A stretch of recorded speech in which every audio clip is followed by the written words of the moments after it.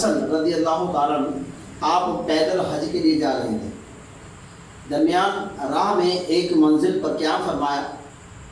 وہاں آپ کا ایک عقیدت مند حاضر خدمت ہوا اور عرض کیا میں آپ کا غلام ہوں, میری بیوی درد ذہاب میں مبتلا ہے, آپ دعا فرمائیں کہ تندرست لڑکا پیدا ہو.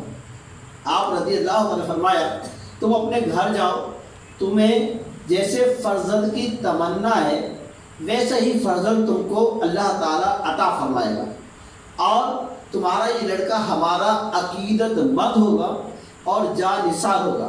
وہ شخص جب اپنے مکان پر پہنچا تو یہ دیکھ کر خوشی سے باغ ہو گیا کہ واقعی امام حسن رضی اللہ تعالیٰ عنہ نے جیسے فرزند کی بشارت دی تھی ویسا ہی لڑکا پیدا ہوا. سبحان اللہ. خشک درخت پر تازہ کھجوروں کا لگ جانا اور عقیدت مند کے گھر میں لڑکی پیدا ہوئی یا لڑکا, اور پھر اس بات کو جان لینا کہ یہ لڑکا بڑا ہو کر ہمارا عقیدت مند اور جانثار ہوگا.